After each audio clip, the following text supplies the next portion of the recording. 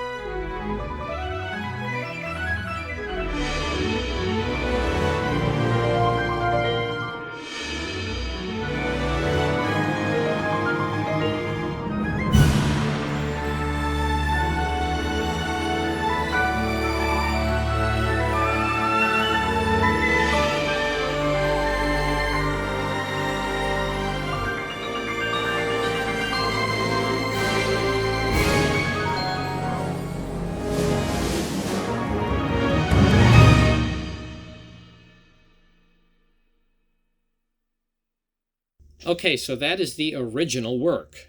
That's what the original work sounds like from notation, from legitimate notation. This is what you would put in front of people. Now, the one thing I want to point out first is that as you're looking at the notation, there's a few things that are a little out of place. There's a couple of extra measures on the end, and you'll notice that I have an extra measure at the beginning. This probably would not be on the original notation. It would start with measure 1. And the reason for this is part of the outcome of some of the templates that I have that I use for film scoring, and also practice that I use in mocking up, is I leave one measure of space at the beginning and a couple measures at the end, just so that I have a buffer in the WAV file that I'm rendering out that I can edit. I don't want the sound to start immediately at beat 1 at the very beginning of the waveform. But apart from that, everything here is as you would see in on sheet music, at least in a score. For instrumentation, it's a full symphony orchestra. It looks like, from what I wrote here, it looks like I've got solo woodwinds, 1 piccolo, 1 flute, 1 oboe, 1 clarinet, 1 bassoon. It never doubles up in the score, and I often don't. I like to write very concise. You see there's a lot of unison stuff going on, or two-part playing in octaves. For the brass section, the most I'm getting here is 3 horns, 2 trumpets, 2 trombones, 1 bass trombone, and a tuba. And then for the string section, there is divisi on the violin 1 and violin 2. And we'll talk about the implications of that later on and problems that are created by that when using when doing mock-up with sampled sounds, and the exponential increase of instrumentalists whenever you do a divide on a sample. In terms of percussion, we've got timpani, not very much in the timpani, a few things. A taiko drum, just for, I don't know, cinematic effect or whatever. Snare drum, bass drum, crash cymbal, suspended cymbal, tam-tam, and mark tree, and that's it. So that's the complement. That's the entire orchestra in this case.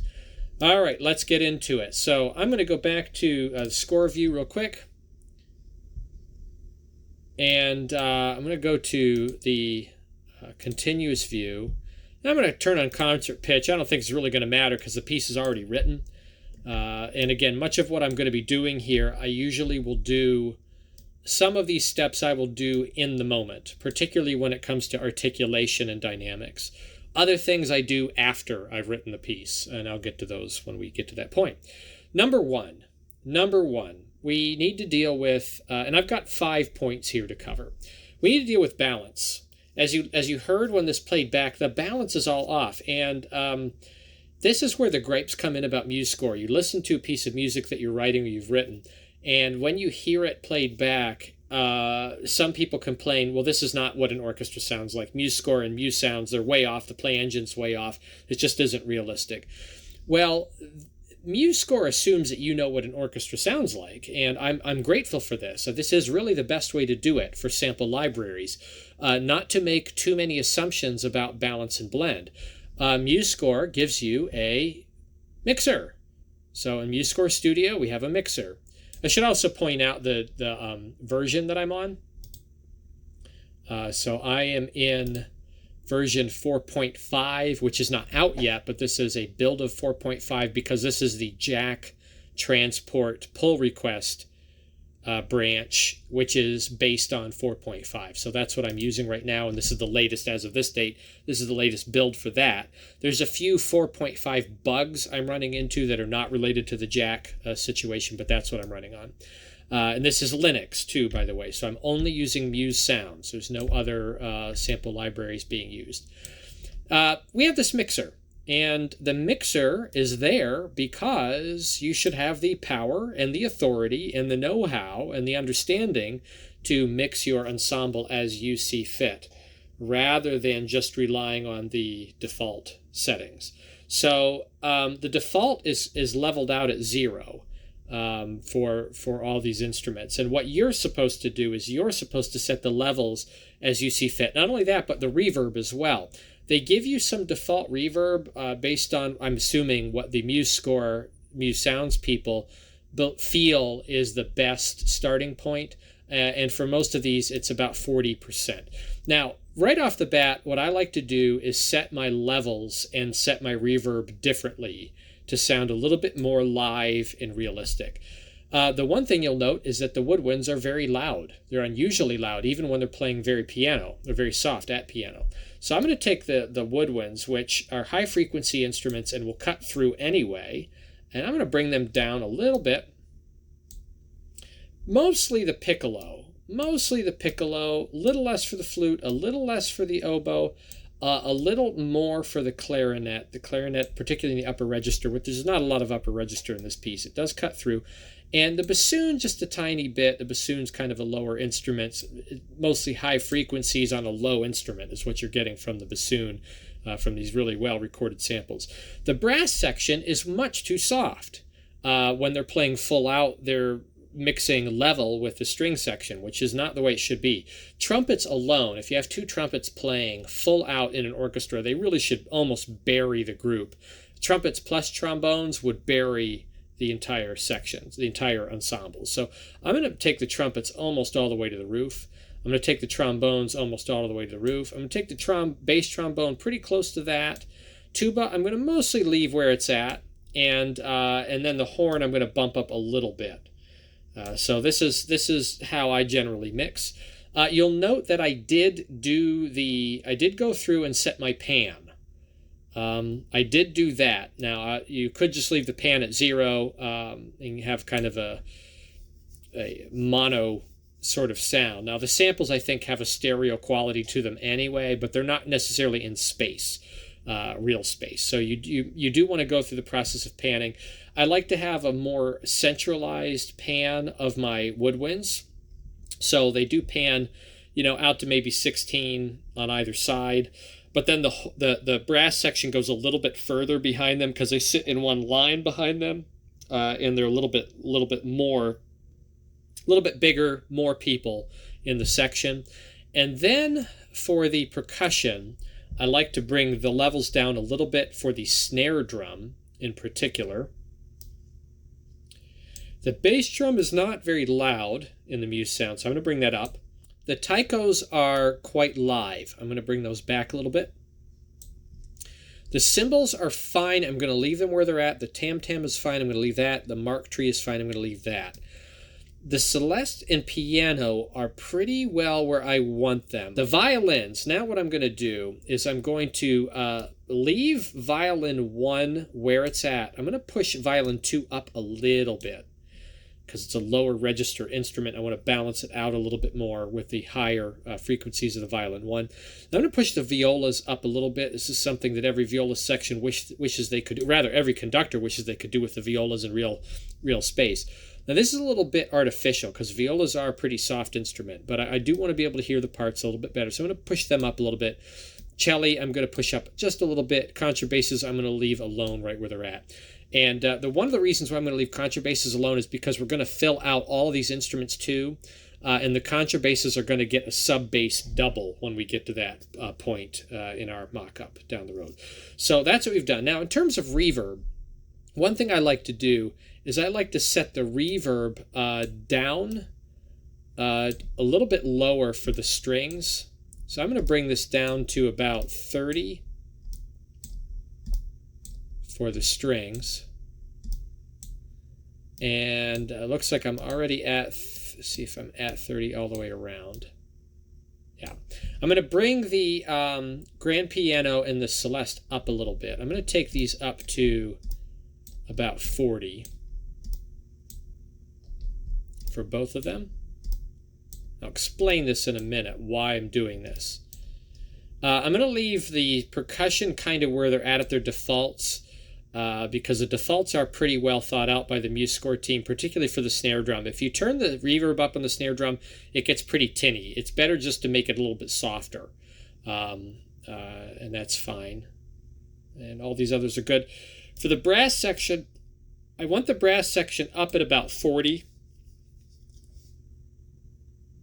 Maybe, yeah, 40's fine. I might go back to those strings. For the woodwinds, I want them at 30-ish. Actually, I'm going to keep them at 40 as well. Bring the oboe down.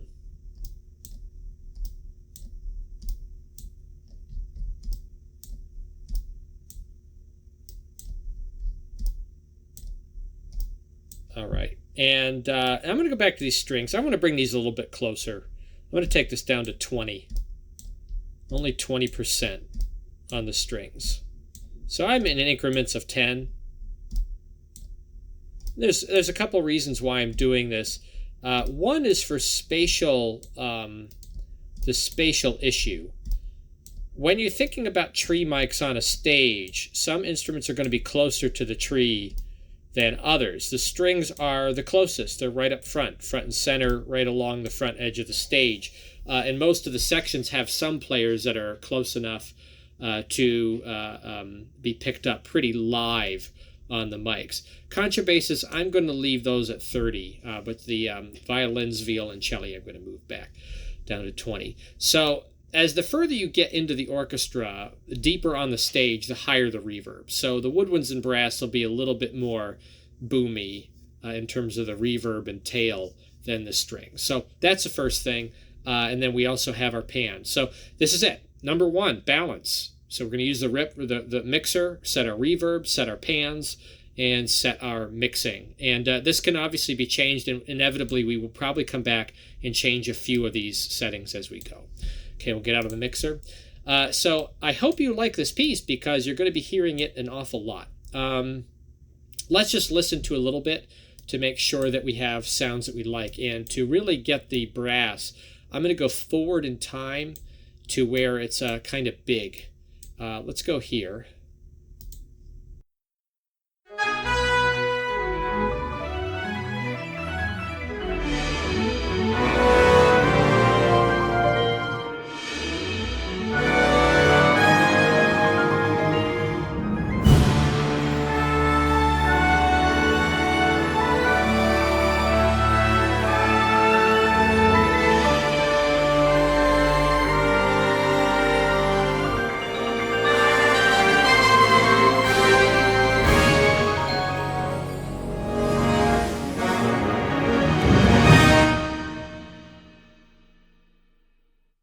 Okay, that does a lot.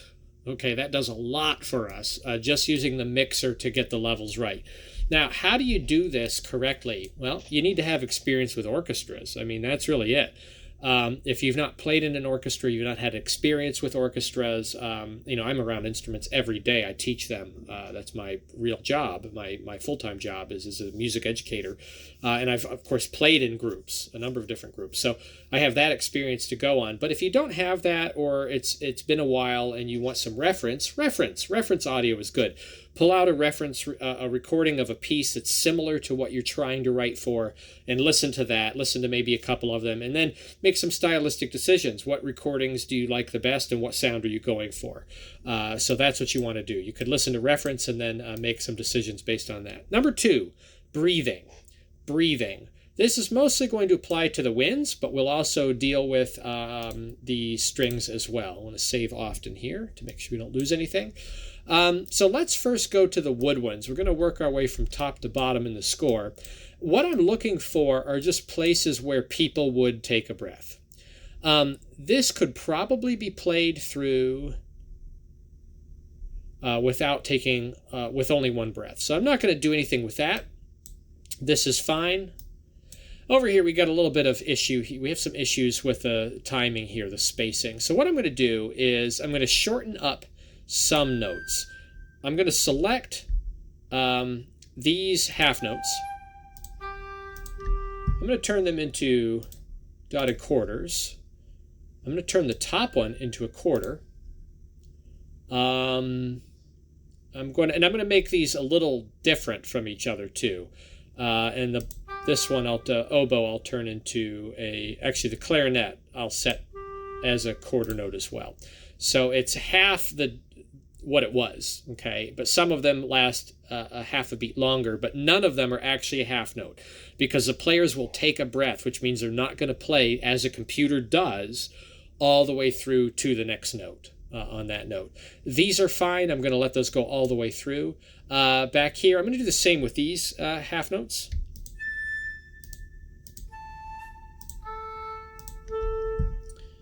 And we'll make them quarter notes. And I'm going to do this the opposite to make it inconsistent. I'm going to select the flute, make that a quarter note, and select the oboe and make that a quarter note. So you want to make sure that there's variation in what you're doing. So we were adding breathing in there, and a player probably wouldn't need to breathe this frequently, but they do. They put the pauses in there, particularly the brass section. So there's a breath. Let me think about this melody for a second. I'm going to take these trills. Actually, I'm going to leave that alone. I think that's okay. I think we've accomplished what we need to right there. Let's see, the bassoon part. I'm going to shorten this note to a quarter note. And I'm going to shorten this note to a dotted half note. So it's going to be one beat shy from what it actually is. Okay, so the bassoon player is going to take a breath there. And we'll go back. This is fine. This is fine. It's actually written staggered. These half notes, I'm going to take these half notes here and turn them to quarter notes. Let's see. I'm going to leave this is fine. This is fine. All this is fine.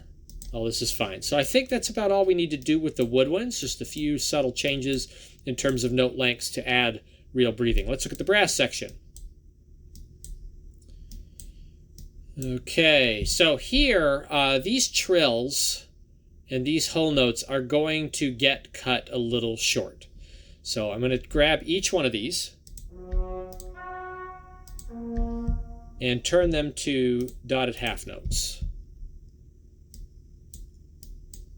Down here on the tuba, I'm going to cut the last note here to a 16th note. Same thing for the bass trombone. And I'm going to do the same for these two.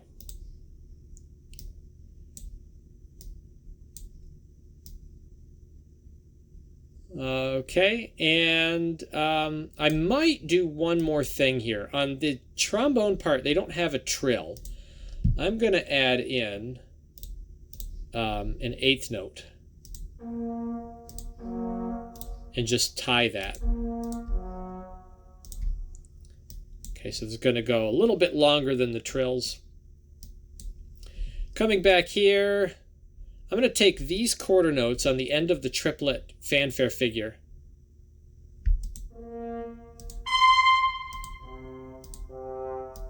I'm going to make them 8th notes. For the trumpet, I'm going to take the trumpet note and make it a dotted quarter.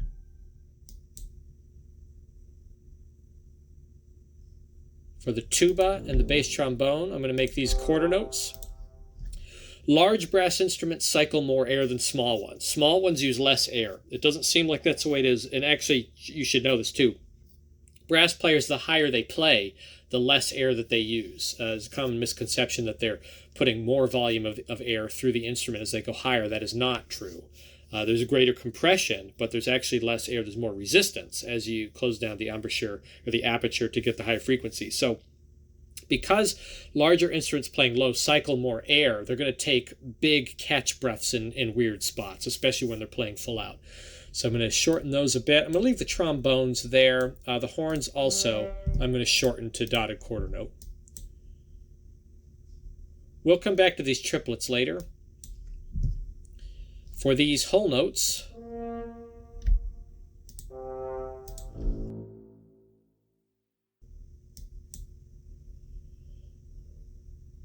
for the horn, I'm going to turn this to a quarter note.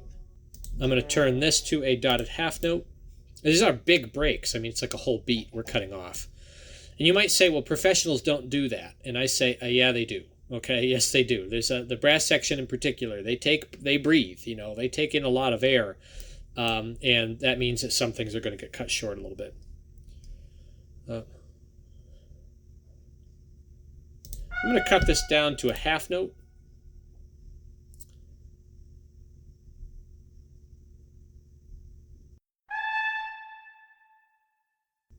Notice, too, about what's going on. Things are getting cut, but it's not uniform across all parts.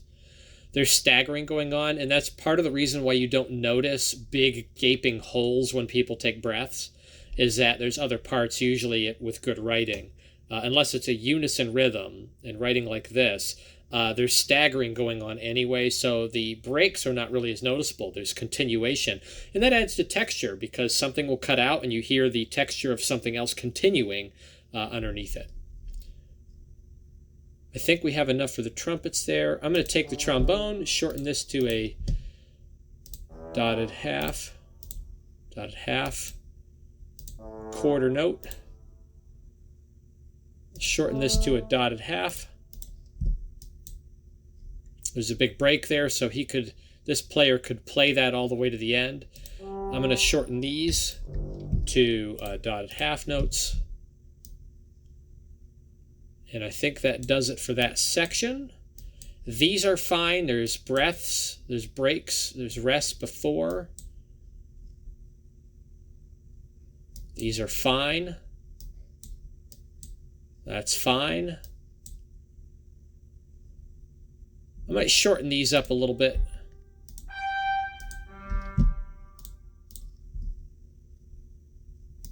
Take a beat off of those. This is probably not fine. I'm going to take this, make that a dotted half note.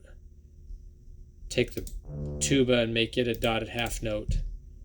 I'm going to take the, I'm going to make these dotted half notes as well, but I'm going to add eighth note on the end.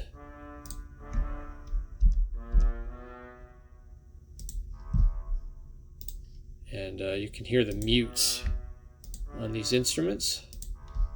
We'll talk about that later. And that's good. Let me go back to this other one here. Yeah, I think these ones are fine with the break that's in there. Okay. And now, that's the wind section. Now, the question is do you do any breathing for the strings? Well, no, because they don't breathe. However, there are some things that you do want to account for, like rebowing and the assumption of rebowing. So there's a few places, particularly if there's like a trill element or something on it, or some of the tremolo stuff that's going on here. You might want to add or shorten up some notes in places that seem logical. So here we have rests right after these spots, so it's not really critical in that place. Probably okay here. We have tremolos right there. Probably, though, right here, right where the run starts. I'm going to take these low strings, and these three, I'm going to shorten these down to a dotted half note. And let's see what else we have here. Any other big things that probably would have a gap? Maybe these notes, you're changing registers significantly, crossing the strings. Turn these down to, I'll leave, actually, this one doesn't have that, so I'm going to leave the second, maybe the seconds will play that full value.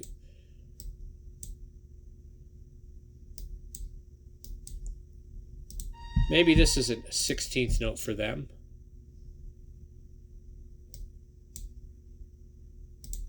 Same thing for these guys.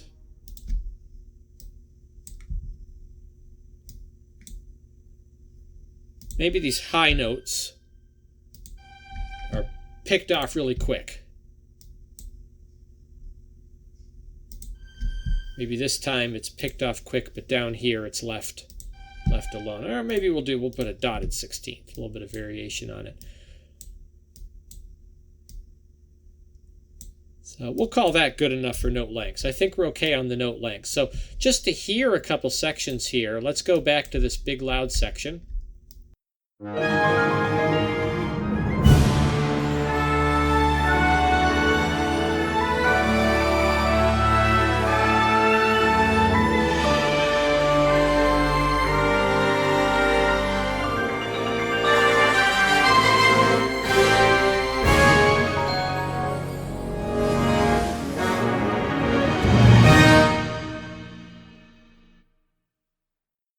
All right, that sounds way better. Much of the realism that is missing in mock-ups and in play from notation is breathing. Breathing takes up a lot more real estate in real life than it does in mock-ups and notation that don't account for it. You want your breathing to be a little bit bigger than what you might be comfortable with. A breath mark is a musical gesture. If there's a breath mark in the music, it's not just a suggestion that you could breathe there. It is usually a musical gesture, adding a break. And then when people are just breathing where they need to breathe, that will find its way into the music. I like everything except for this. This is a little too gaping. I want more of a staggered release on this, so I'm just going to add a few variations. Say for the trombones, we'll put in a eighth note.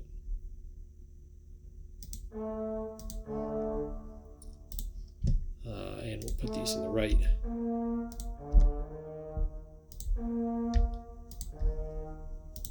And maybe for the bass trombone, I'm going to put in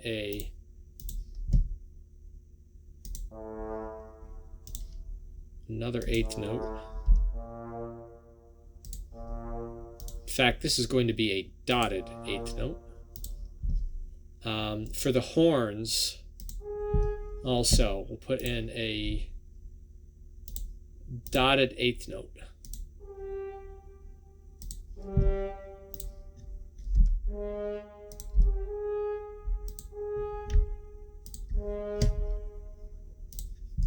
Okay, so let's listen to that again. I'm going to leave the trumpets have a big gaping hole. Trumpets leave gaping holes everywhere. They do that all the time.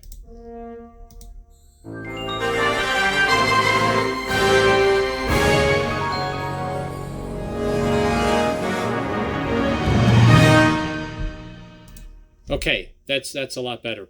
Now, there's a forte piano crescendo here going on. We're going to deal with that later on. I don't like it. I don't like the way it's playing. It plays okay. This has actually been improved quite a bit, but it's extremely uniform, and that's not reality. There's a lack of uniformity. We'll come back to that later on when we get to special dynamics. So we've dealt with the breathing. Now we need to deal with tone. The way we're going to deal with this is with a few different techniques, but specifically doubling. When you double instruments using samples, you run a risk of exponentially increasing the section. For example, if I have 2 section string samples playing, what I'm doing is I'm making it a symphony orchestra that's twice the size of a real symphony orchestra. Now, I think that concerns about exponential increases in compounding samples is a little overrated, but there is some wisdom in there that you want to try to be careful with it. You want to avoid it. It's better, I think, to mix, when you're mixing samples, to mix section samples with small ensemble or solo samples. A section sample is giving you the full sound of a group from one mic source. And when you add a solo or a small group like 3 of an instrument on top of that, what you're getting is the detail of individuals that are in a different proximity to the microphone. And that is something that is very realistic. So we're going to handle this in a very simple way that is not going to hurt us at all in terms of exponential increase. What we're going to do is we're going to add solo strings for all of the regular strings. Okay, so we're going to work from the bottom up. Let me just hit save real quick. Let's go to the instruments, and we're going to add some string instruments. Go to strings, bowed. We're going to add a violin twice, and then we're going to add viola, and we're going to add cello, and we're going to add something really unusual. I'll get to that in a minute. What I'm going to do is I'm just going to add contrabass, but we're going to change this in a minute. So we'll add a contrabass to that as well. We have our doublings. We hit OK. We'll be doing some other doublings here in a minute, but let's just deal with this first. We don't care about our time signatures and that kind of stuff. Again, this is the mock-up file. This is the playback file. So whatever happens here doesn't have to be legible. What I'm going to do is very simple. I'm going to go through these parts, copy everything,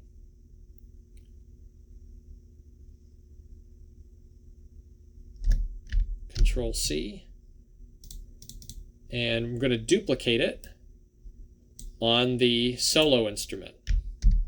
So violin 1 and violin 1. When you write music first and then do mock-up work, it really wreaks havoc on the on the visual aspect of it. It's actually cleaner if you just start dealing with mock-up issues when you write, and that's what I usually do. Is I already have these doublings in place whenever I'm writing. So there's violin 2, and that way everything is organized neat. Brackets don't get broken up. Everything sticks together properly.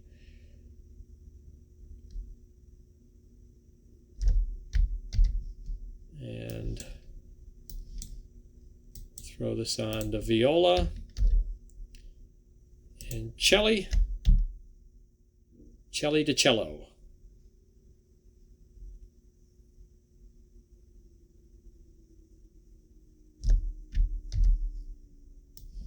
And forgive me if there's some shortcuts that that I'm, don't care about, like select all or whatever. Contrabass. Now this is where things get interesting. What I'm going to do is I'm going to copy the contrabass part. And this is a trick. This is a doubling trick that we'll get into something else we'll look at with the brass section here in a moment. I'm going to copy this and paste it down here. And then I'm going to, while it's all selected, I'm going to drop it an octave. So Control down arrow. So it's an octave lower than where it's actually written at. Let's go to the mixer now. Hit save real quick. I'm going to go to the mixer and just make sure our sound's loaded in properly. So I should have violin solo and violin 2 solo, viola solo, violoncello solo. And then down here for contrabass, it says MS Basic. I'm going to select actually the sound fonts, MS Basic, and I want to go to Synthesizer, Pad, and I'm going to select Warm Pad. I'm going to drop this way down, about halfway from where it was. Okay. Then I'm going to take the solo instruments. I'm going to drop them back just a little bit, just below 6 for all of these. And I mean, they can sit kind of proportional to where your section mix is at. And we'll play with these if we need to. We can always come back and move them up a little bit. Again, maybe a little bit more for the viola than the others, just to artificially boost them. There we go. Okay, so that is our split. Now you hear what this does for us. If we go ahead again to maybe a big loud section here, get some of these runs.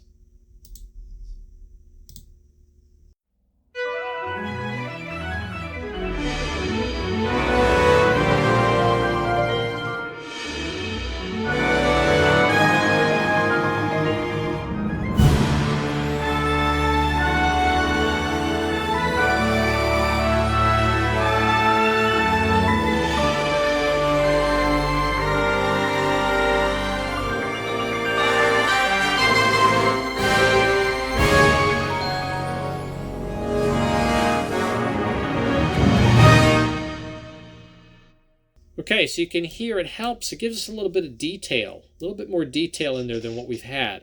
Now I want to deal with some of this doubling real quick. So here's a trick for you.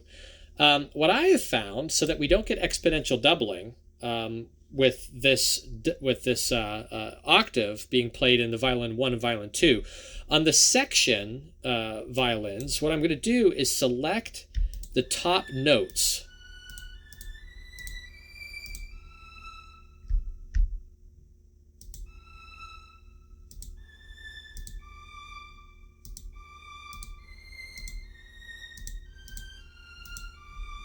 I'm going to delete them.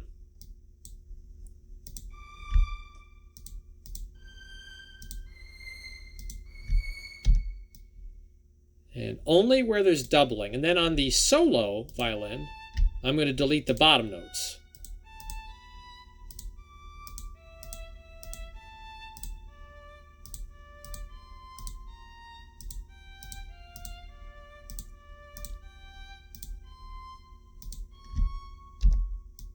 So I'm leaving just the top notes. So now what I get is this composite between the sections, and then the solo instrument is up on top.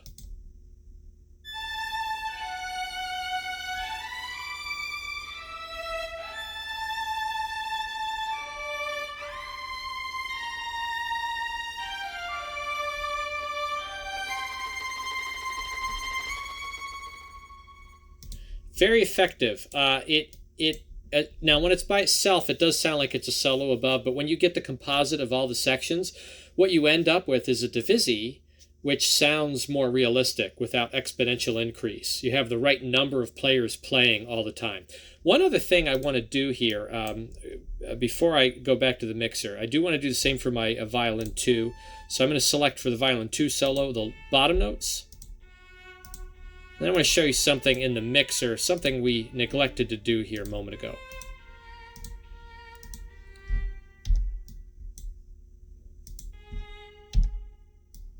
And then the section.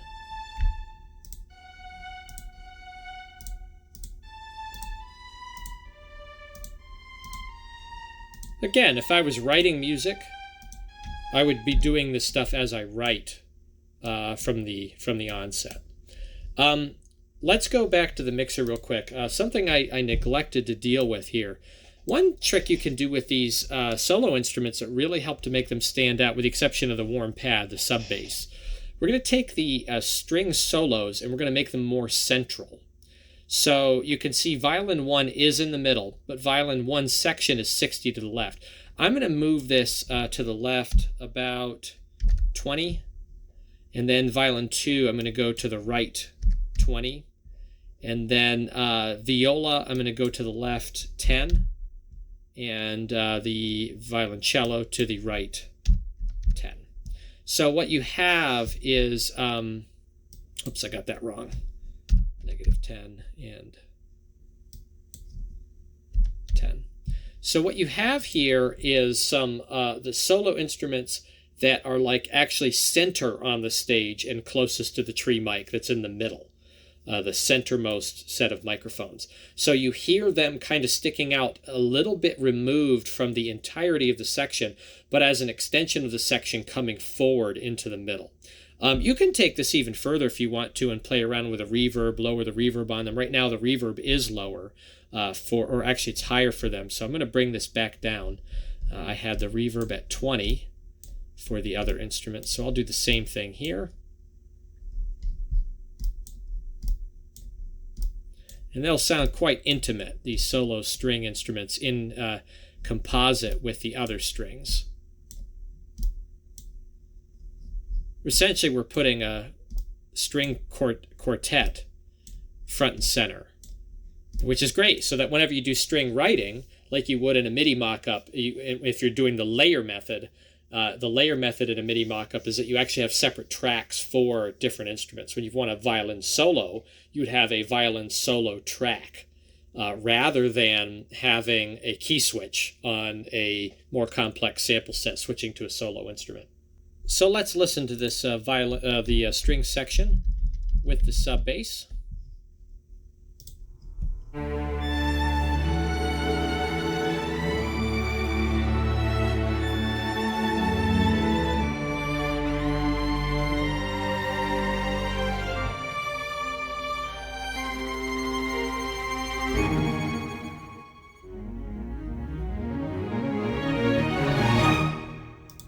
And you hear on that run, on this run over here, you can hear how we lose realism. We're going to deal with that later. That's another step. Good for that one. Let's go up here to the brass section and do some doubling up here. I don't think I need to do much up here, really, honestly. I think much of what we're going to deal with can be taken care of in other ways. One thing I do want to do, I want some rumble going on with this bass trombone and tuba stuff. So let's go back to the instrument palette. I'm going to add, let me hit save. I'm going to add a bass trombone. Oh, a bass trombone should be under common. Bass trombone, add that in, and we want to move it down here, get it down underneath our other bass trombone. And I'm gonna put a trumpet in there as well. Let's see here, trumpet.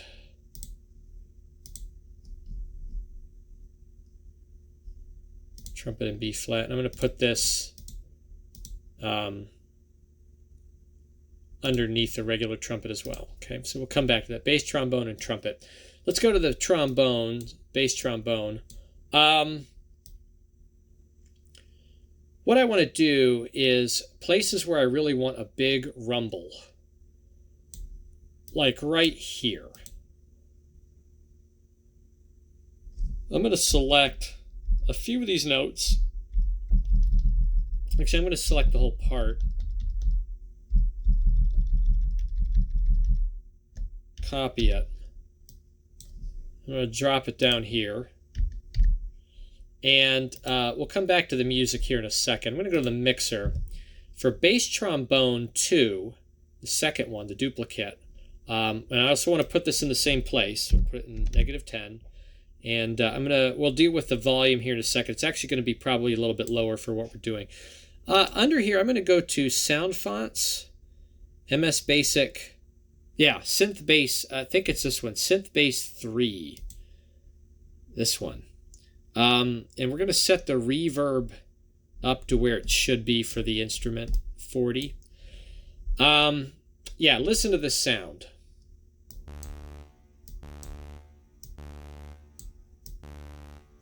So that's the sound of the instrument. I'm going to shorten these up a lot. I'm going to make this a half note, a quarter note. I'm going to make this a half note. Delete that one. Eighth, eighth. I'm not going to do that one at all. That one at all, that one at all. None of that. This, I'm going to make a quarter note. I'm going to get rid of that dynamic. And I'm going to get rid of these.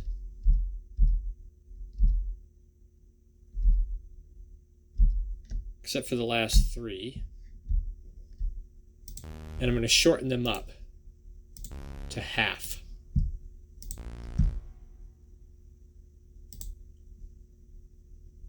Or a little less than half. Okay, so what we're doing is we're adding this buzz articulation on just the bass trombone. I'm going to crank the reverb all the way up and bring the volume way down in the context of all the brass section.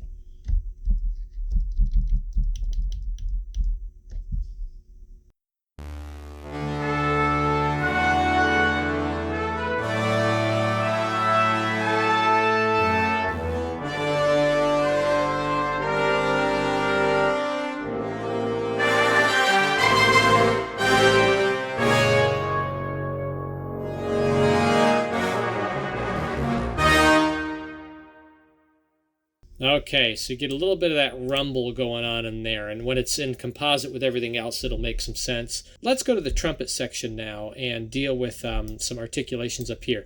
I'm going to select all of the trumpets section here, all this stuff here, all the way out to the end. This loud playing, high commercial loud, not that high, it gets a little high over here. And I'm going to duplicate it. And I'm going to put on here the mute. So I'm going to indicate mutes for this set of trumpets here. And I want this to also be in the same location, so 20% off. And I'm going to set the reverb up a little bit on this as well. Actually, I'm going to take the reverb way down on this. I just want to hear it clearly. Take it down to 20%. Now, I'm just going to pick and choose some notes that I want accentuated. Actually, I'm gonna leave these three notes, and I'll leave the low end as well. I'm gonna move my dynamic forward, so I have it. I'm gonna get rid of these notes.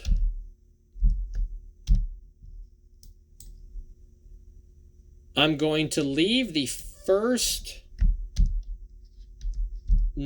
note of the triplets.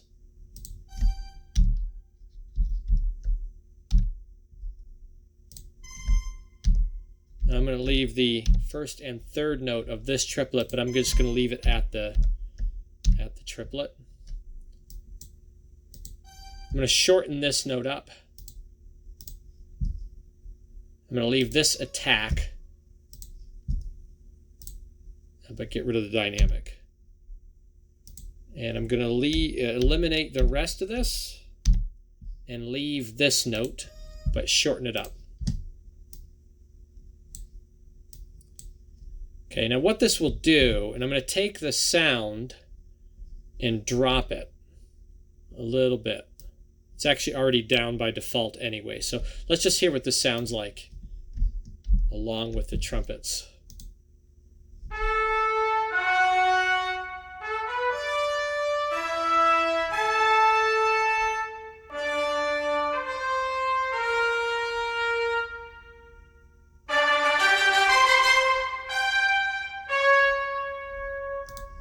I think I could afford to turn it up a little bit. Try that again.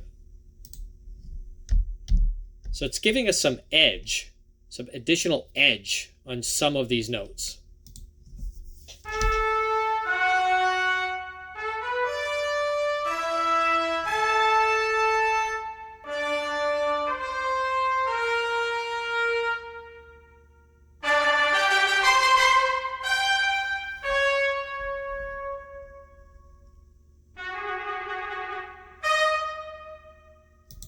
Good.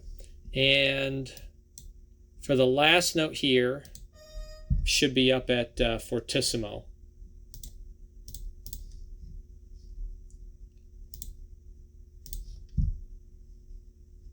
Let's listen to all the brass section now.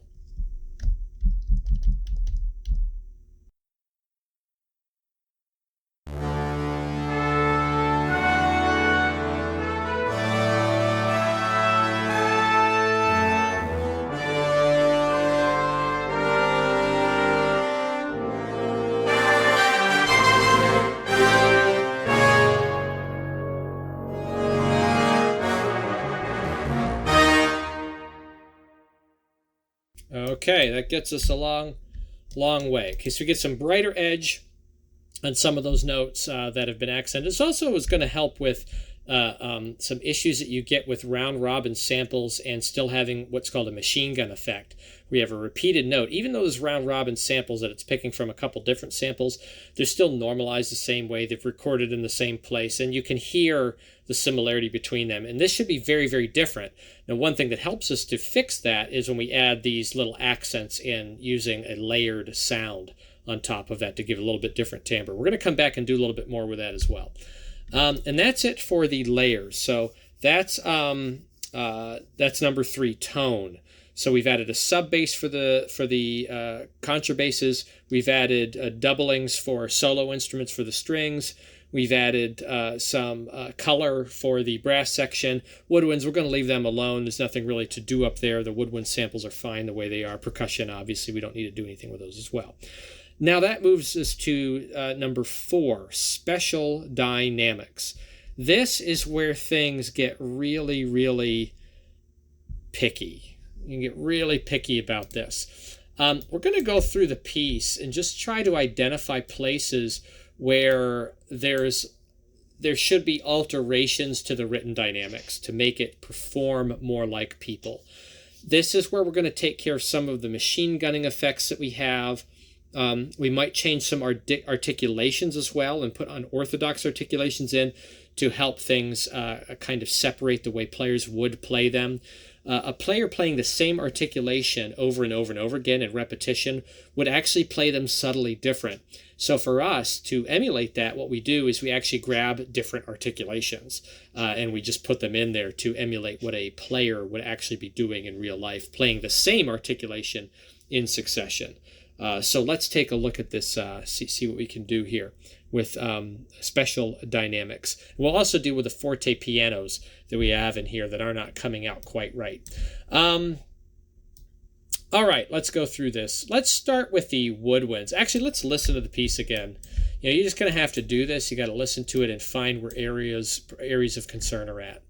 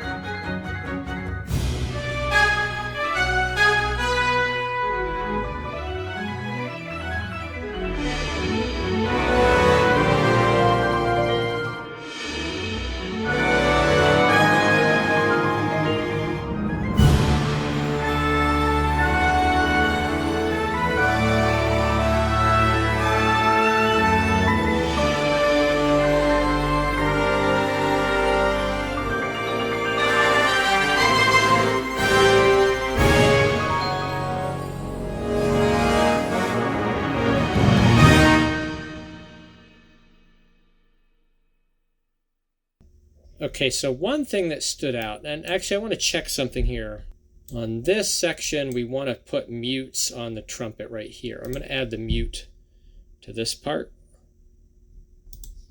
Okay. Because we have mutes going on the other brass instruments up to that point. And then it should go to open.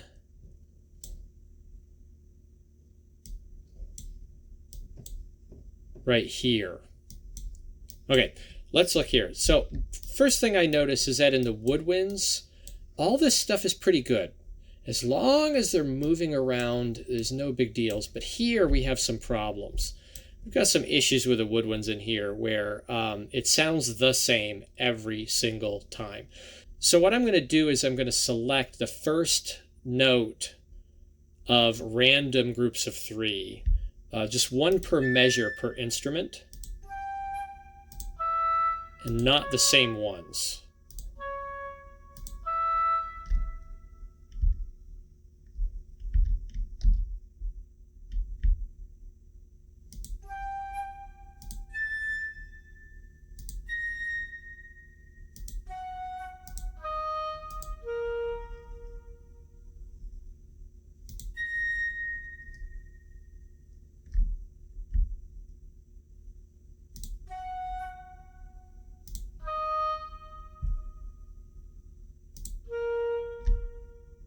And what we're going to do is we're going to add an accent. So we'll go to articulations. We'll just add a simple accent to those. I just want to listen to this part here and see if we improve upon the performance.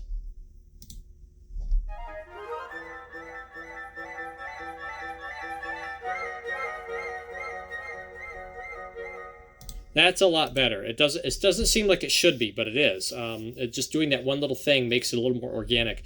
The last thing we could do, actually, if we want to take this a step further, is grab the last of every 3 of a group of 3 at random.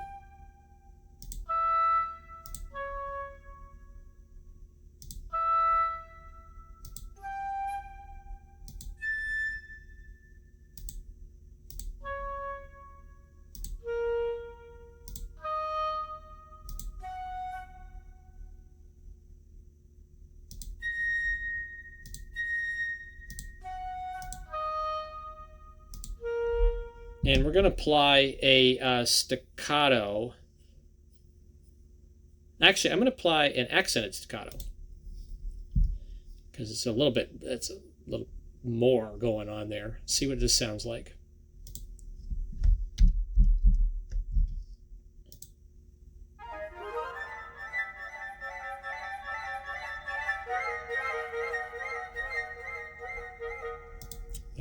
And we're a lot closer to realism now. You don't really hear, because a little bit changes for every instrument on a different beat. It sounds a lot more organic than what we had before. You probably would do this for the keyboards instruments as well. So we have a piano to forte to piano change. I'm going to get rid of this. We're going to keep the piano forte piano in place. I'm going to move this back. Now you'll notice that again for this it's only in treble clef for the Celestion piano because I'm just using the very high registers for both of these just to save space in the score. I didn't put in a grand staff for both of these instruments. We're going to sort of build this up, but somewhat at random. So do mezzo piano, and maybe it's going to drop back to piano here, but then mezzo forte by here, maybe a mezzo piano here, mezzo forte there, maybe a mezzo piano here, but a mezzo forte here. Maybe that one will be mezzo piano right before, and then mezzo forte.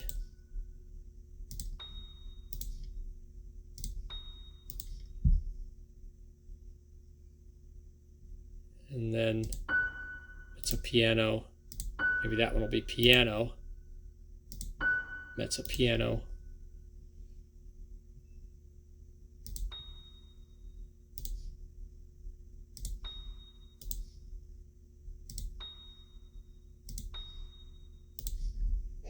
So something like that. So we actually have the essence of a crescendo decrescendo, but it'll be a little bit more human.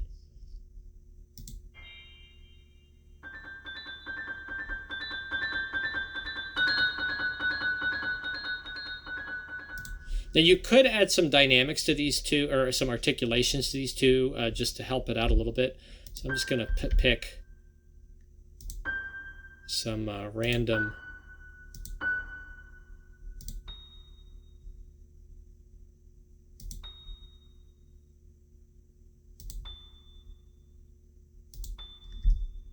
I'll do some accent.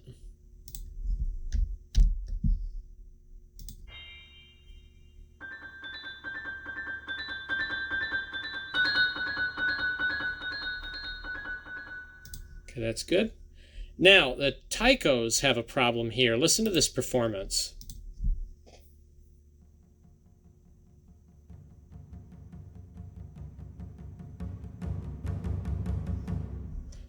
I find that the accents don't really show up unless you're at forte or close to forte, mezzo forte, louder, and they're not very drastic.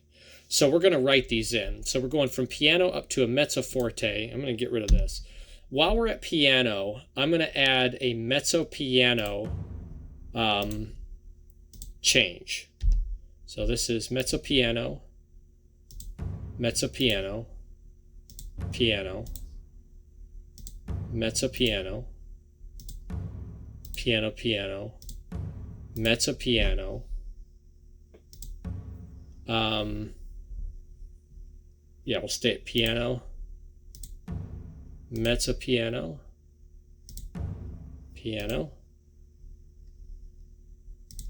mezzo piano, piano, mezzo piano, piano. We're going to start to shift here. We'll do a mezzo forte, piano, mezzo piano, piano, mezzo forte, mezzo piano, mezzo forte, mezzo piano, mezzo forte, mezzo piano, mezzo forte, piano, mezzo piano, mezzo forte, mezzo piano. Yeah, why not? We'll go to forte actually on the very last one. Let's see what this sounds like now.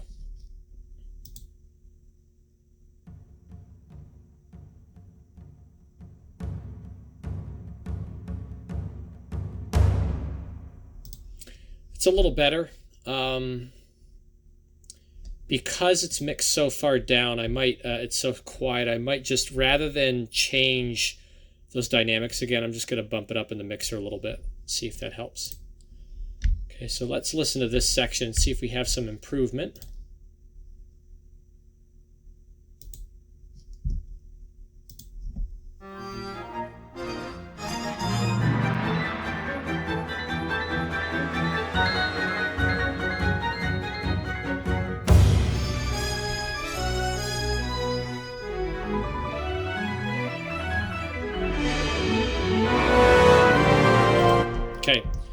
Okay, let's take a look here at the staccatissimo markings in the strings. There's an awful lot of them, particularly in the eighth note situation. We want some variety. So what I'm going to do is I'm just going to focus on the solo instruments. I'm not going to worry about the section ones. I think if we just change the solo instruments, it'll be enough. So I'm going to randomly select some of these staccatissimo markings.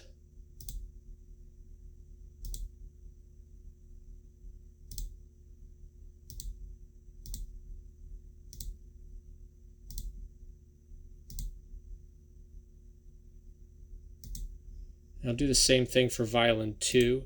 And honestly, if we focus on the high strings, the lower strings get buried a little bit more. The higher frequencies are a little bit more obvious and heard a little more clearly. So I'm just going to change maybe just the violin ones. I'm going to delete those. I'm going to replace them with an accent staccato. which is similar, but it's not the exact same thing. It's not quite as aggressive. Okay, with that change on the solo instruments, we should hear a difference, a slight variation now, at least in the violin parts. Let's listen.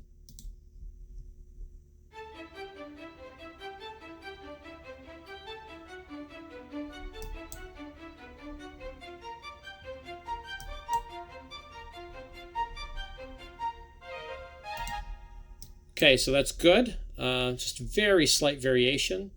Do this again.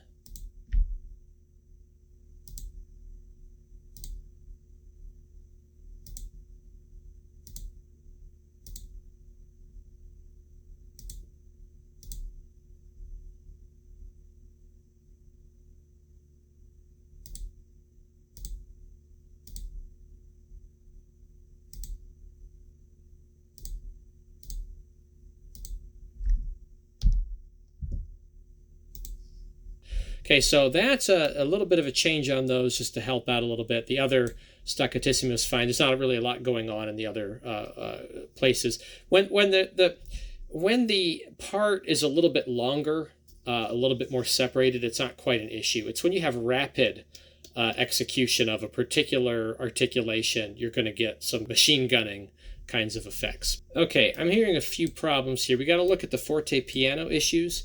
Another thing I'm noticing is that I think our woodwinds are mixed a little down. I'm going to bump up our piccolo and our flute a little bit from where we had them. Maybe even the clarinet.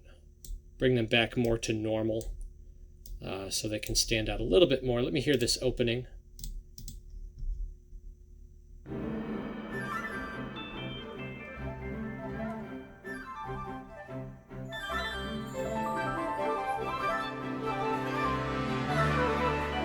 That's good. That's much better.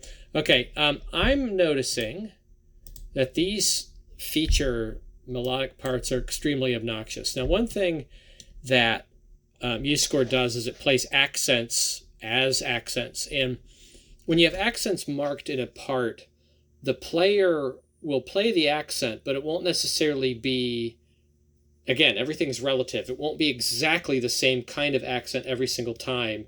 And certainly not across pieces, and certainly not across measures, and certainly not consecutively. So in the interest of changing some of this machine gunning effect that happens with the articulation happening sequentially, I'm just going to delete these accents on this part here.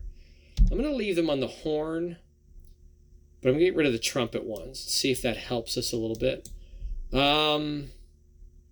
And I'm going to delete at random a couple of trombone ones. Let's see what that does for us. I might also take this dynamic for the trumpets down to mezzo forte. Let's see what it sounds like now.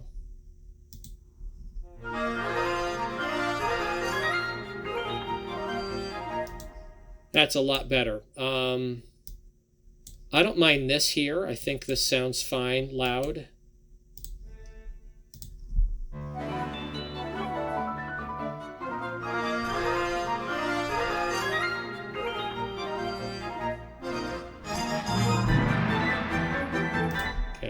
Same thing over here. I'm going to get rid of the trumpet accents.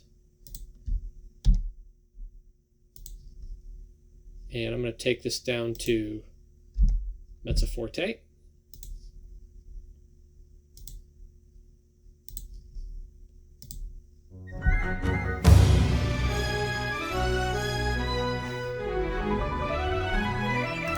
That's better.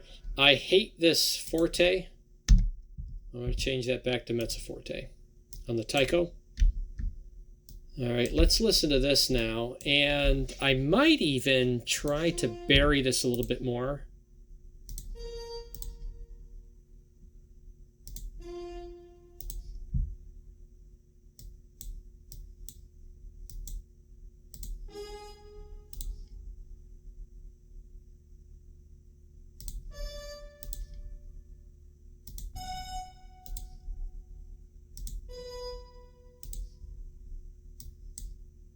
All right, so you got some variation there on the trumpet part.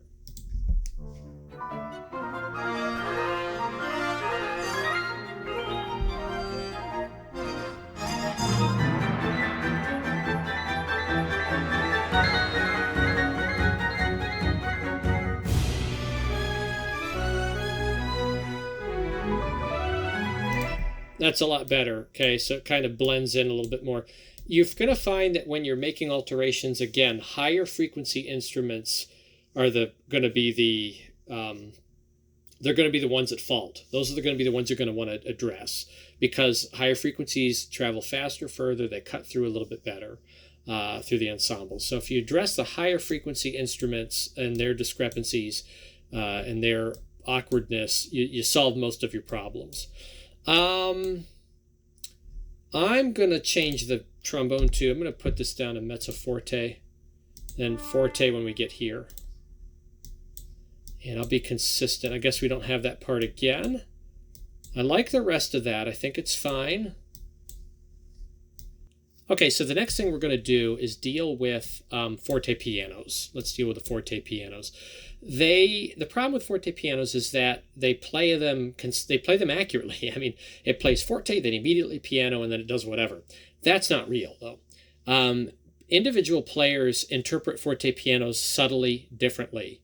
They will hit forte. That means something different to everybody.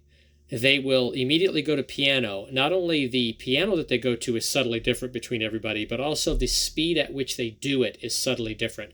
So I like to make not so subtle differences in the notation, and it makes it considerably more realistic.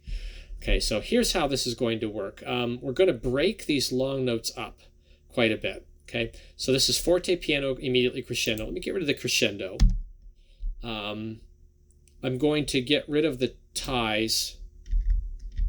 The less we have fiddling around, the less likely we will crash. And this may crash because we're changing a lot of things related that are dependent on other things like dynamics. So you want to try to eliminate elements and then rebuild it back up again. So I'm going to get rid of this as well, and this. And I'm going to delete the dynamics that are there. And I'm going to save.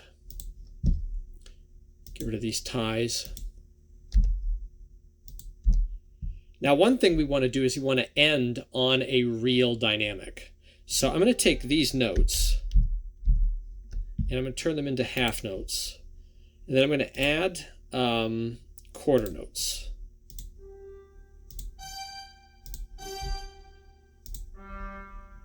And we will tie these over. Now we'll deal with the attack. So on the attack, I'm going to make each of these eighth notes to start. This is going to be an eighth note. This is going to be a quarter note. Trombone's going to lag a little bit. He's going to be a dotted quarter note. And then I'm going to follow these up immediately with, get rid of the accent, whatever fills out the rest of the measure. So in the case of the trumpets, it's a dotted quarter note. In the case of the horn, it's a quarter note. We're going to tie these remaining notes to what follows.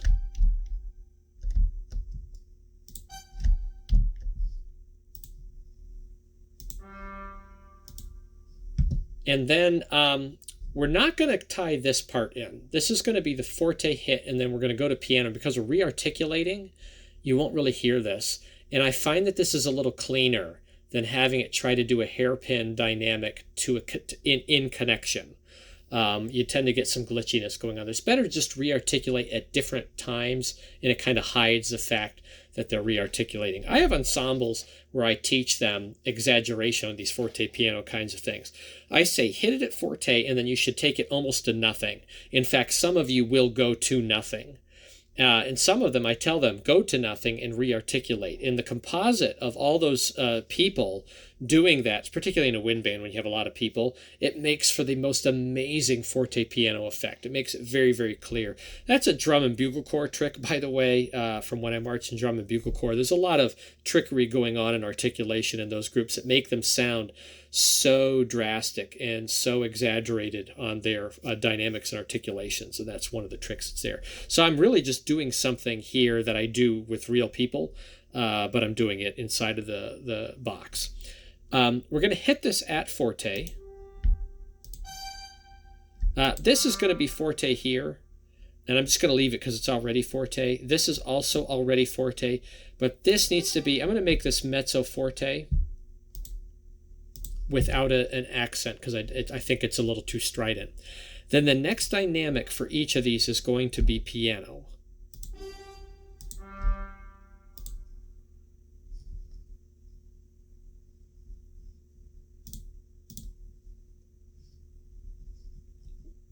Now we're going to add the hairpin dynamic. Goes down.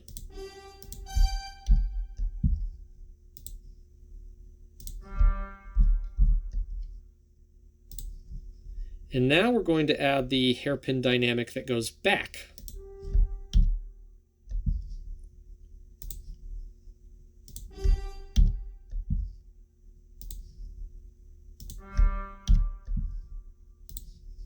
And now we're going to add the arrival dynamic.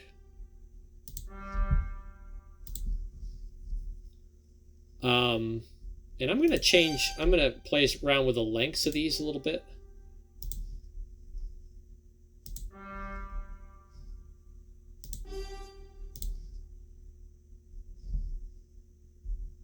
There we go. Now let's see what we get.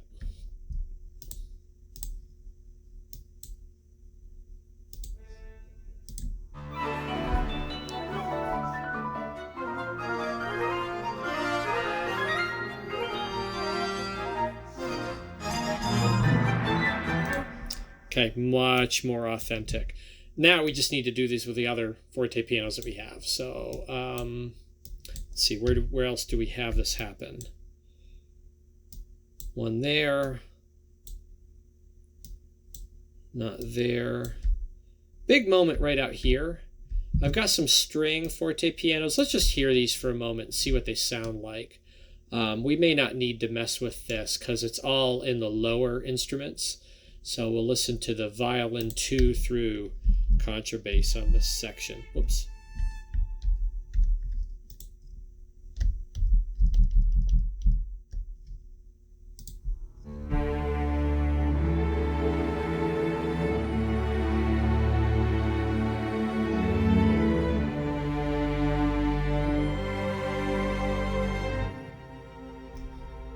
That's awful. We're going to fix that. Okay, so we'll come back to that in a minute. Let's deal with the brass one up here. Same thing. Okay, we're just going to go through. We'll get rid of the stuff that we don't want, that we're not going to use, and then we'll rebuild it. Okay, now the benefit here is we do have a release dynamic. I might move this over. Make this a half note. Put a quarter note on the end of that.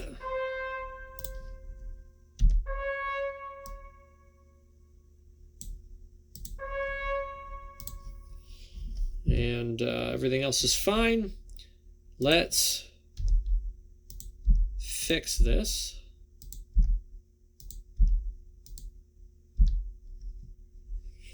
Get rid of the forte piano dynamic. Now let's also recognize what dynamic are we actually at. Are we at forte? Okay, because if it's fortissimo, we'd want a fortissimo attack. All right. Change this to an eighth note. Eighth note. This is fine.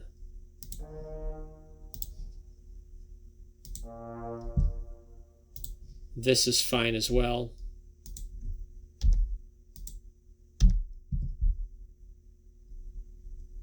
Looks like I need to have a release over here.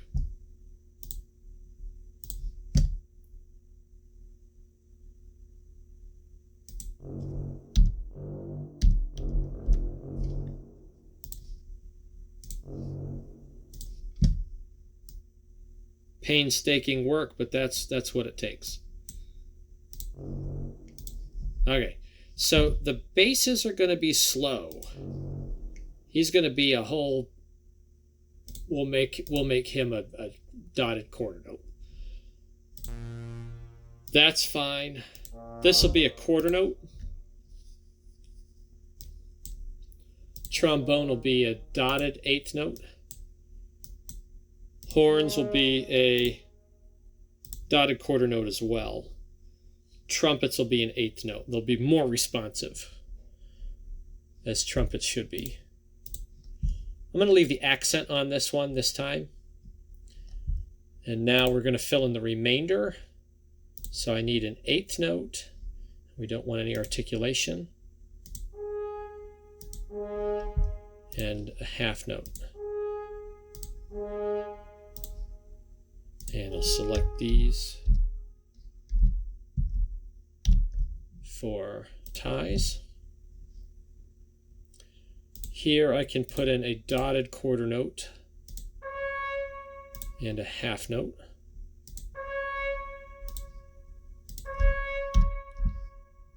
Tie those.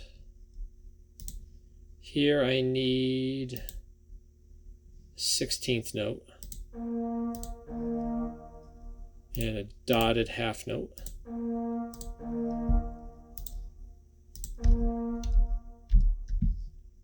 Tie those. I need a dotted half note for the bass trombone. And I'm going to get rid of that accent. Tie that. And for the tuba, need a eighth note and then a half note.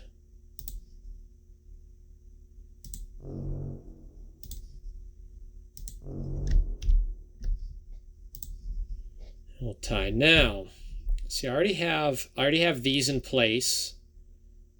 That's fine. We're going to put a dynamic on these notes.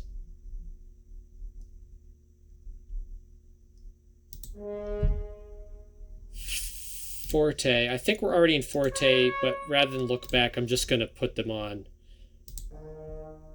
to be redundant.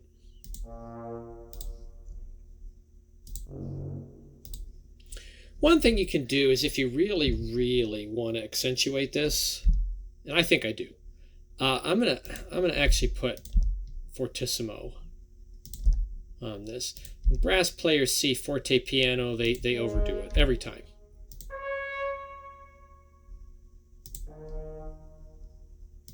I'll even put it on the these added sounds as well. Fortissimo. Bring this back down to forte over there, and the trumpets at fortissimo at the end anyway. Okay, now we're going to drop it down to piano. Piano. I might actually take, well, we'll see what it sounds like. I might change these to mezzo piano. You kind of have to experiment.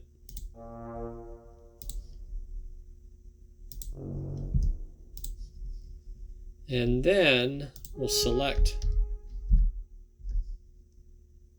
these for decrescendo.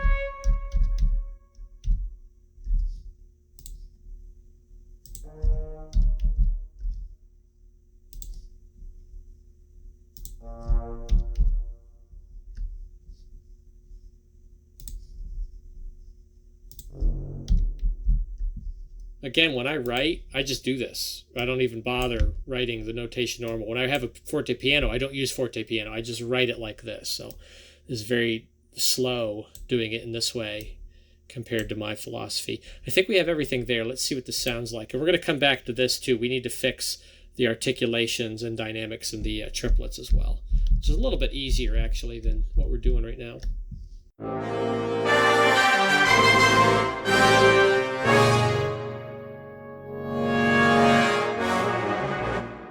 That sounds real. I mean, that's what people really do. It sounds unified, doesn't it? Even though there's significant variation, and even there's attack. You're re-attacking at piano, but you just don't hear it with the staggering going on. I'm going to come back to that in a second. Let's deal with this other forte piano business down here. Okay, for the section strings, we're just going to do this for the section strings. I'm not going to change this for all of the strings. So the section strings are the biggest sound. We'll leave the solo ones with a regular forte piano that's on there. I think it's fine to do that. So we have violin 2. We'll get rid of that. Put in a forte. For the violas, we'll get rid of that. put in a forte. For the cello, get rid of that, put in a forte. And for the contrabass, we'll get rid of that, put in a forte. And I'm going to select these notes.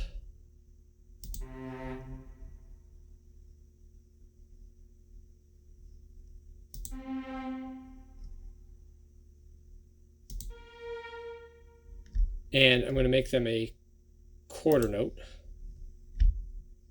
And see, violin will make this an eighth note. Violas will make that a dotted quarter. Cello will make it a quarter note. Contrabasses will make it we'll go half note, way out. And then we'll add the makeup note. Dotted half note for the cello. An eighth note and a half note. And an eighth note and a dotted half note. And we'll tie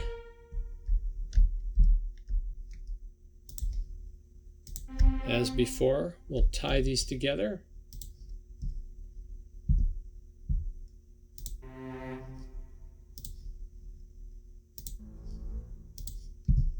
We'll set our secondary dynamic. Now the nice thing about this is that there's no crescendo. We're only dealing with the piano side of it.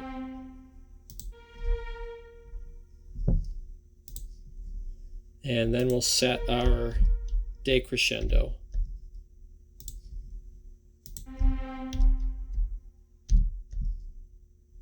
And we'll cross our fingers that this solves the problem.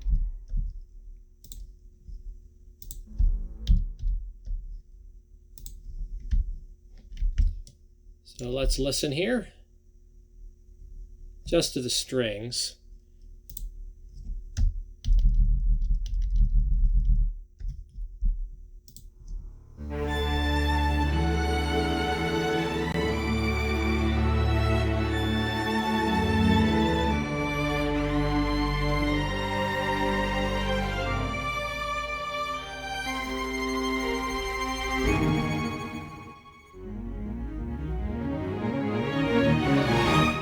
That's a little better. Let's hear what it sounds like in context. It may not be that noticeable.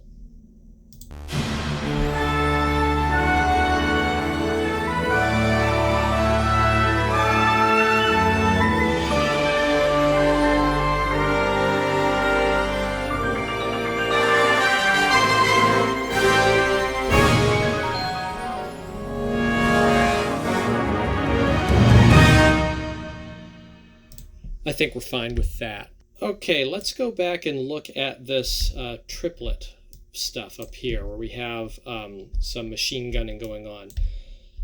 This is pretty simple. What we're going to do is we're just going to replace some of these articulations with alternatives. So, and we're going to be a little more random about it, particularly when you have unison playing. The first one here, I'm just going to pick this first one. We'll get rid of the accent.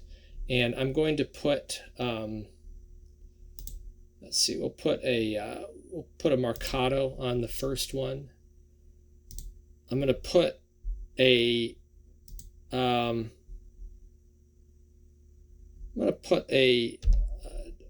staccato accent on the third. I'm going to put a marcato on the second one over here. I'm going to put a staccato, regular staccato on the first one. Down here, I'm going to put a staccato accent, and then a regular staccato, a marcato. And here where you have the notes moving, it's less critical. I'm going to put a accented staccato there. And then here, I'm going to pick some random notes. I'm going to start the first one, and then I'll select the trombone second one, and then the bass trombone third one. And we're going to replace those with accented staccato. Then I'm going to select random here, the second, first on these two. I'm going to delete those and replace them with a marcato. And that's probably good enough. Maybe on the horn, I'll put a marcato, a staccato, and an accented staccato there. So let's see what we get now with that.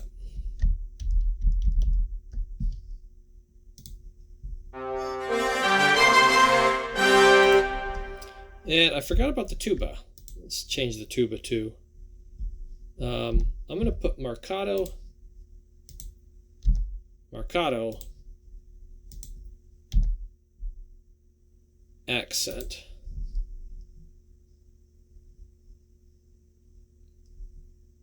And because this is a little longer note here, I'm going to remove this accented one. I'll put a marcato on it. Same for this. Okay, let's listen to that now.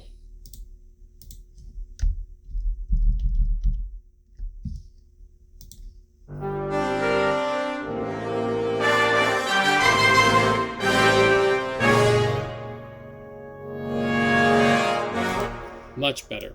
Okay, much better. I don't think I have that issue happening anywhere else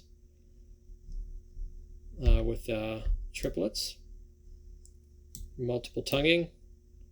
I think we're good. Okay, let's listen again to some large chunks of this and see if there's anything else we need to do in terms of dynamic change. I'm trying to think if there's anything else that stuck out to me. One thing maybe that sticks out to me is that the strings kind of get buried a little bit. I might, maybe here by the fourth measure, we should have a crescendo, a swell. So all the way down through, what I'm going to do is I'm going to select everything. Now, let me do it this way. We'll do one at a time. I'm going to put a fortissimo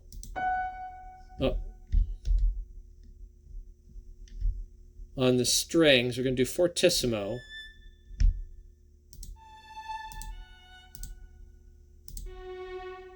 All the way down on beat 1 here.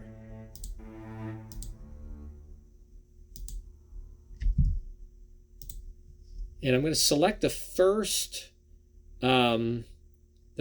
measures. Actually, maybe right here, starting on the second measure over to the third of this section.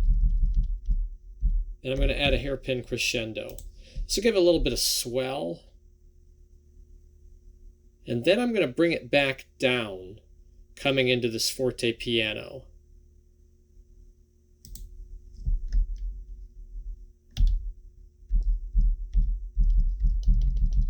Since I do have a forte there and a big dynamic change, it makes some sense.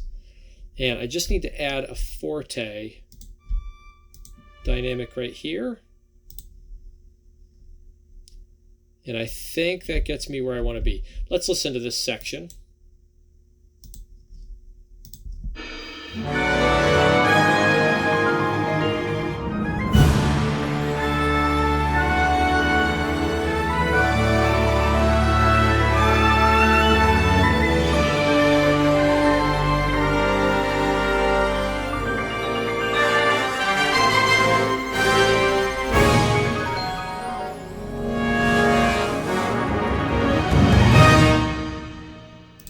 That's better. I think that's much better.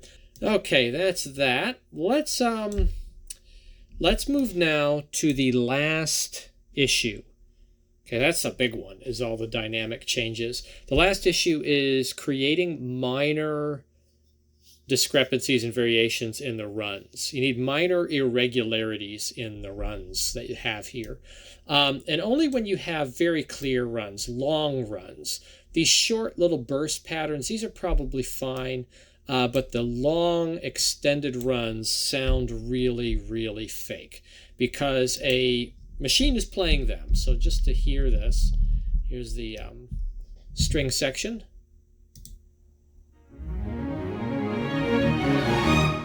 Yeah, until you get to the sextuplet here, it sounds really, really, computerized. Okay, so what we're going to do here is we're going to select a rotation of 16th notes while the 16th note runs are going. The sextuplet's fine, but the 16th notes are really, really mechanical. So I'm going to rotate, and I'm only going to select the first 3 in rotation, not the 4th. You'll see why in a moment. And now when I come back up here, I want to select a different one.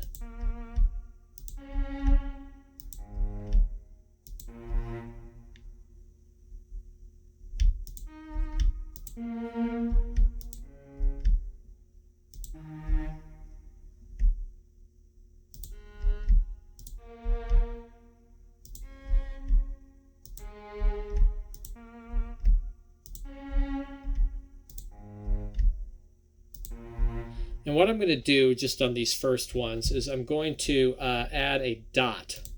So they're dotted 16th notes. Dotted 16th. It's going to slightly offset the rhythm, but only in individual parts and not the same parts, not consistently through the section. And we'll do that for the last part of the run as well.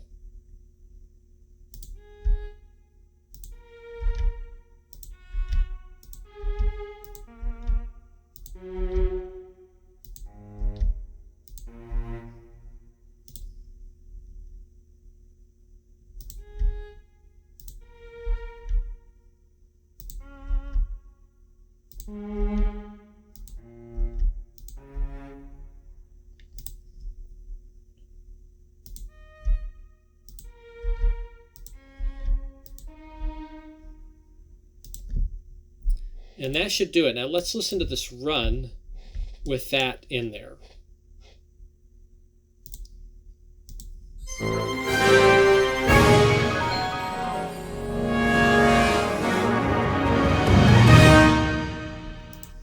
Now, one other thing we can do is we'll do the same in the woodwinds.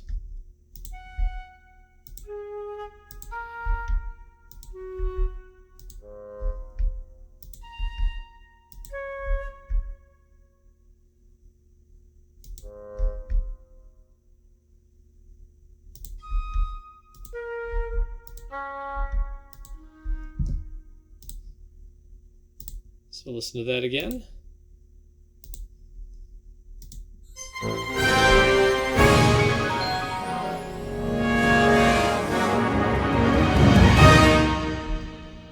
Much better. If we listen to this isolated, you can really hear the improvement.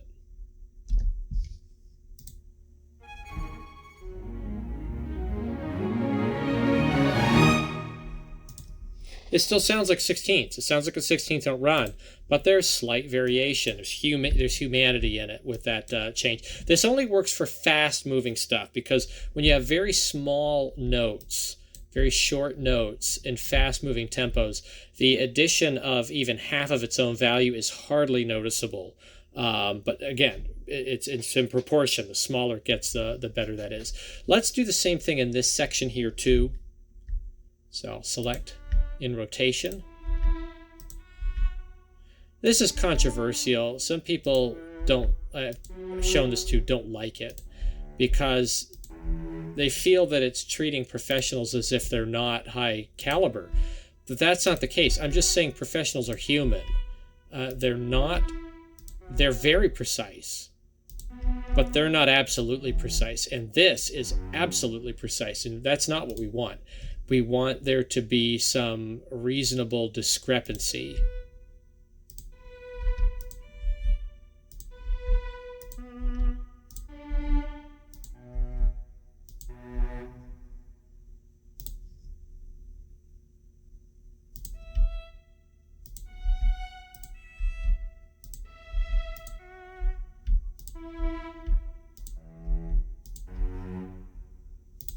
There we go.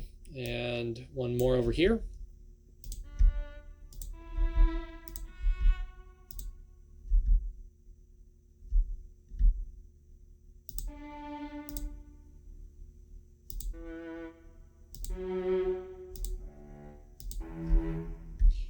No pain, no gain.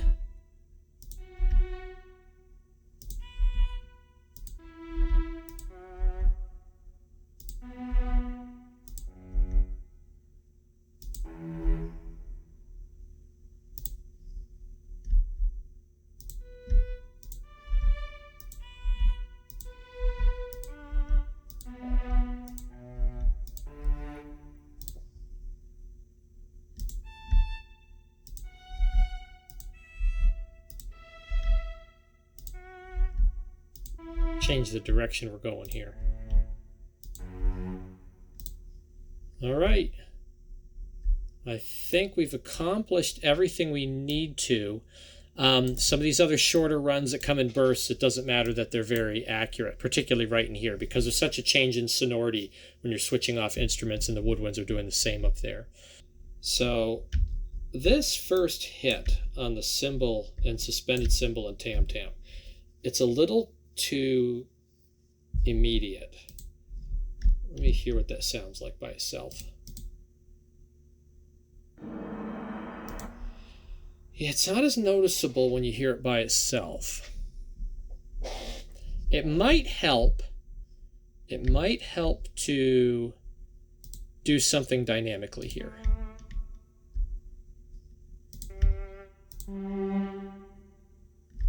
Let me try something here. I'm going to put a mezzo piano on that.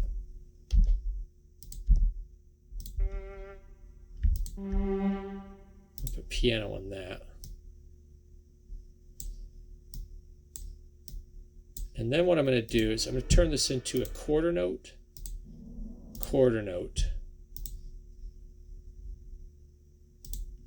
dotted half note.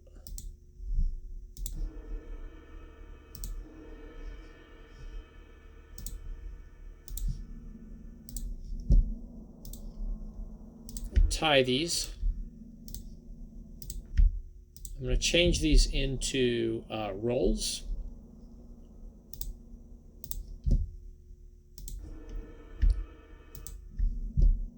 Mezzo forte here.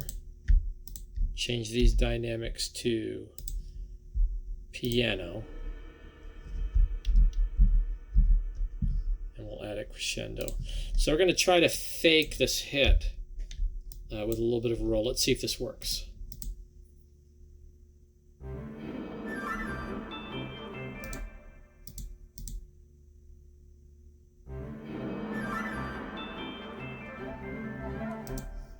That's better. I think it'd be better if this was a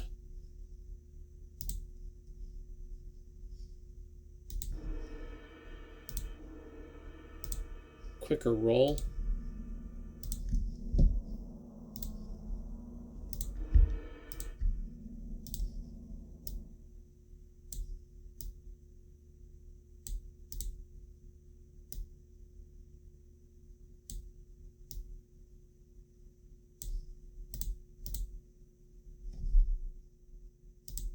All right, I think we've got it.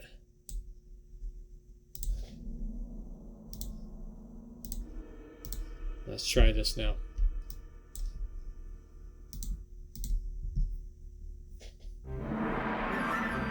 That's way better. Okay, so again, you know, it sounds like a hit. That's what it's written as. It's what it would sound like. It's just the engine isn't handling it the way reality works. And it comes, you know, fixing that comes from a reference from reality. It's from hearing these instruments in real life. Okay, now before I play this, I do recall the strings having some mix issues. So I didn't like how the strings were getting a little too buried. Normally you want to pull things back, but I think what I really want to do is I want to push up my section strings a little bit more. So violin 1 will push these guys up a little bit.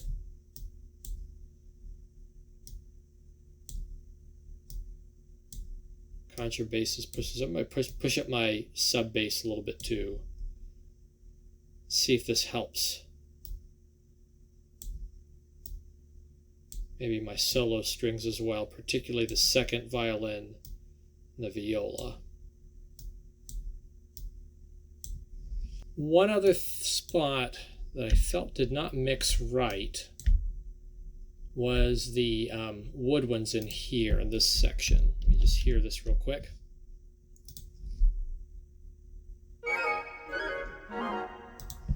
I think this spot needs to be louder. So I'm going to just grab these dynamics and replace them with fortissimos.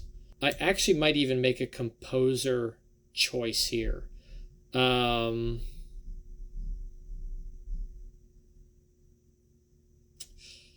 Let me think.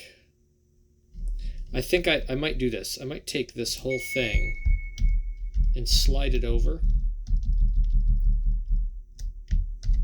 So this is it. We're composing now. I'm going to slide this over one beat.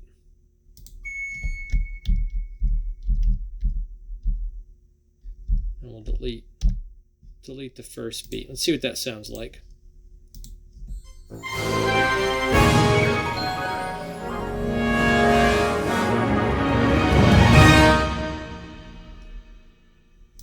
I like that a lot more.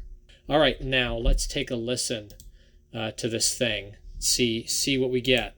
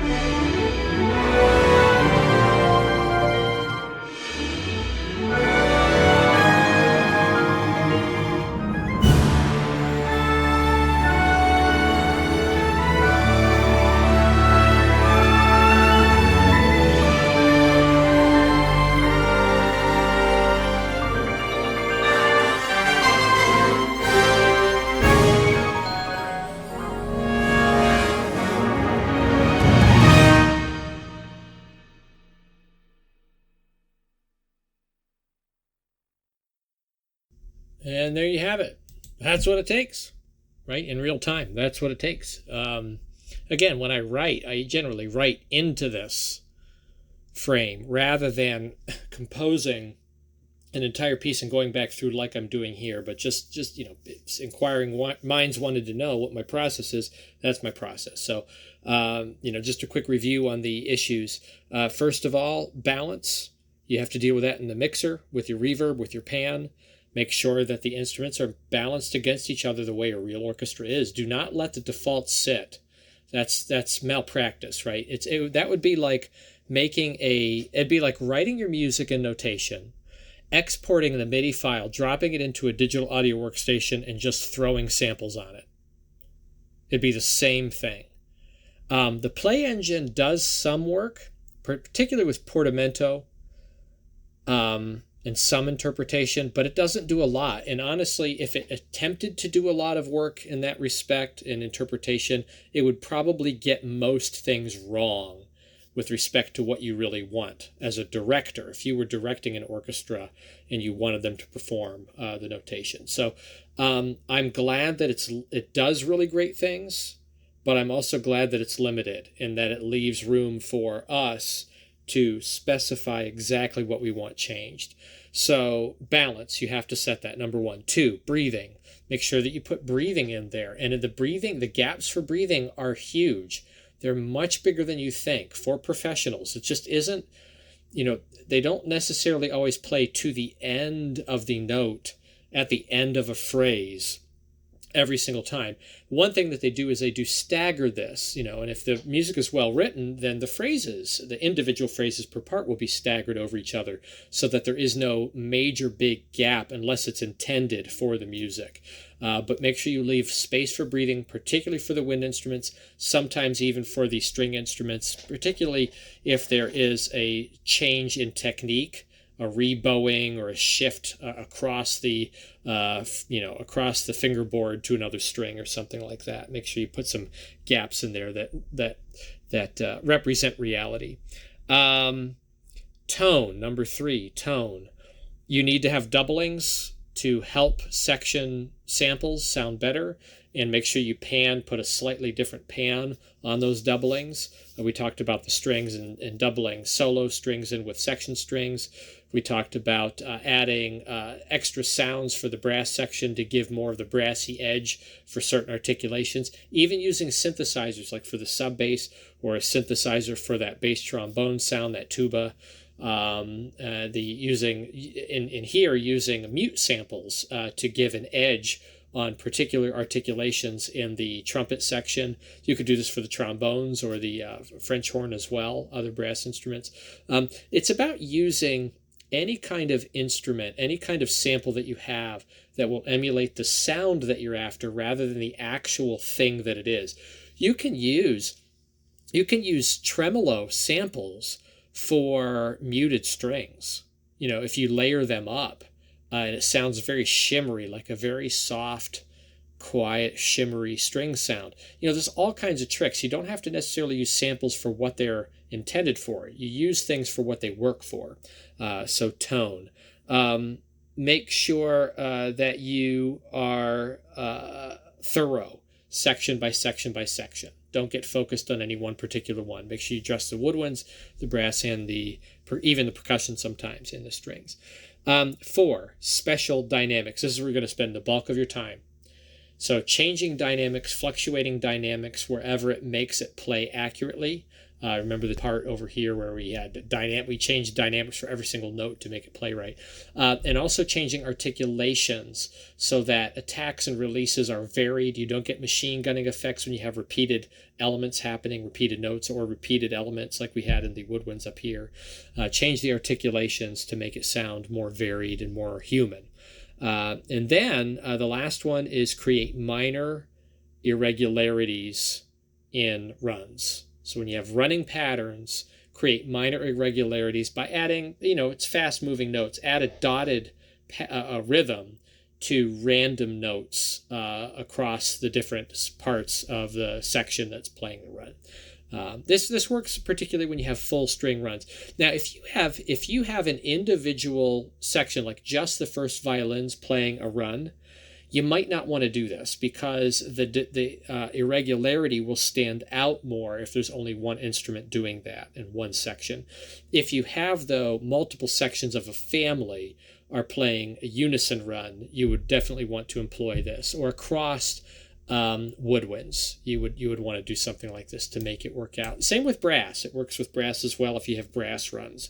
And that's it. You do those things, you get a pretty good mock-up, and those are the techniques that I use. So this is a very long video, but by request, that's my process. So best of luck with this.